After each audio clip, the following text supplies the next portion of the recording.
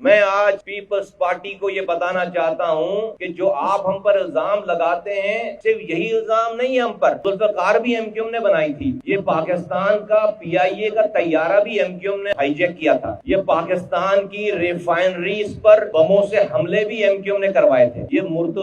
بھٹو کو M Q M نے مروایا تھا، یہ بے نظیر بھٹو شہید محترمہ کے قاتلوں کو اب تک ایم کیو ایم نے آزاد چھوڑ رکھا ہے، یہ پاکستان کے واحد صوبہ سندھ میں quota system M Q M نے لگا کر نسل کشی کی ہے، یہ پاکستان میں تمام خاص طور پر اردو بولنے والوں کے کاروبار کو اور ان کے تعلیمی اداروں کو نیشنلائز ایم کیو ایم نے کیا ہے، یہ ملک کو 2 لاکھ مشرقی پاکستان کو ادھر تم ادھر ہم کا نعرہ ایم کیو ایم نے لگایا تھا، یہ آج بے نظیر بھٹو شہید 27 دسمبر کو ان کی شہادت پر پورے سندھ کو آگ ایم کیو ایم نے لگائی تھی، چن چن کر مہاجروں کے کاروبار، مہاجروں کی دکانیں، مہاجروں کے گھر، مہاجروں کی گاڑیاں، مہاجروں کی فیکٹریاں، بینک، سرکاری عمارتیں، یہ سب 27 دسمبر 2007 کو جب محترمہ بے نظیر بھٹو شہید پنڈی میں ہوئی ہیں، یہ ساری آگ ایم کیو ایم نے لگائی تھی، پھر یک جنبش قلم 2008 کی حکومت میں یہ سارے کیسز ایم کیو ایم نے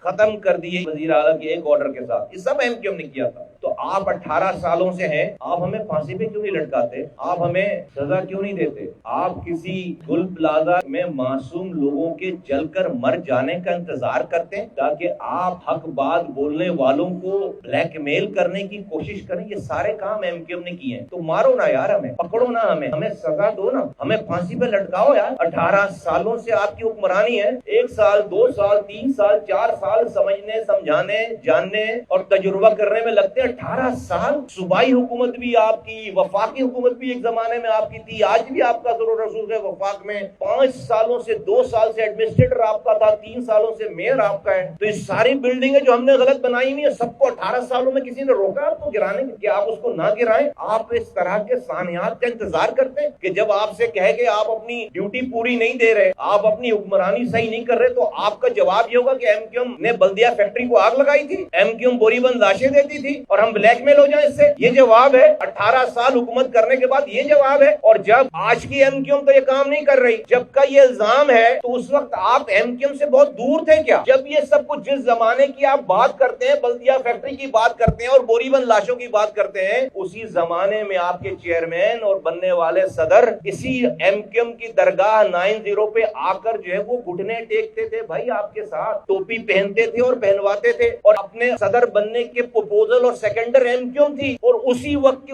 کی ایم کیو ایم کے قائد کے ایک فون کال پر ان کے گھر کے ذاتی مسئلے، طلاق کے مسئلے پر ہمارے پہنچنے سے پہلے آپ کے 2 وفاقی وزراء وہ لندن میں بیٹھے ہوتے تھے، اس وقت کے وفاقی وزیر رحمان ملک صاحب، اس وقت کے وفاقی وزیر قانون فاروق ایش نائک صاحب، جو الطاف حسین، جس ایم کیو ایم کے برے ہونے کا آپ ہمیں تانا دیتے ہیں، اس ایم کیو ایم کے قائد کے طلاق کے میٹر تو آپ کا وفاقی وزیر حل کرتا تھا۔ تو یہ تقریر کرنے والوں نے ذرا پوچھا اپنے لیڈروں سے کہ یہ ایم کیو ایم اتنی خراب تھی اور ہے تو آپ اتنی سروسز کیسے دے رہے تھے؟ آج آپ کو یاد آتا ہے جب کوئی سانحہ ہو جائے شہر کے اندر، یہ شہر ایسا ہی تھا، ایم کیو ایم کے میئر کے زمانے میں بھی آگے لگی ہیں، یہ ایک عمارت ہے گل پلازا، بولٹن مارکیٹ کی آگ کس کو یاد نہیں ہے؟ شہر والوں کو ایک وقت میں 22 ہائی رائز ٹاورز کو آگ لگائی گئی، 22 بلڈنگیں جل رہی تھی ایک وقت میں۔ عاشورے کی بومبنگ کے بعد ایم کیو ایم کا میئر تھا، 4 راتوں تک اس جگہ سے ہلا نہیں ہوں میں، 40 دن سے پہلے ان عمارتوں کو بچایا بھی، لوگوں کو بھی بچایا،